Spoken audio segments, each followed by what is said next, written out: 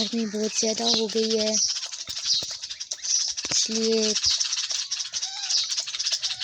एक गिलास दूध के अंदर थोड़ा सा पानी मिला के डाला है मैंने कुत्ते को। और ये जनाब बुलबुलें हैं, गर्मी में ये भी शोर मचा रही हैं।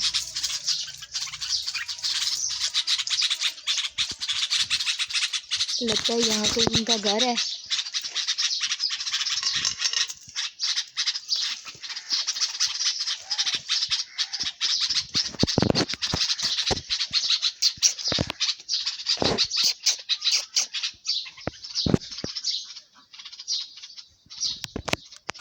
अभी लग रहा है कि इसकी भी जान में जान आ रही है, गर्मी की वजह से बुरा हाल हो गया था।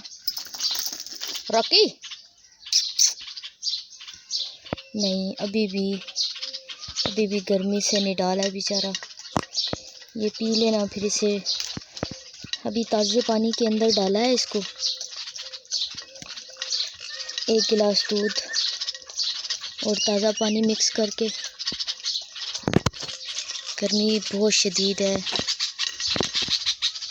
हाँ, लग रहा है कि इनका घर है इधर।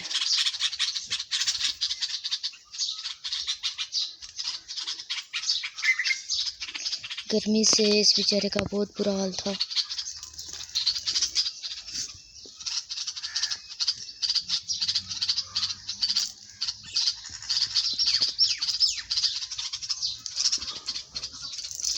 मैंने छोटा सा बच्चा पाला था, ये बिल्कुल ही छोटा सा। मुझे इससे डर लगता है।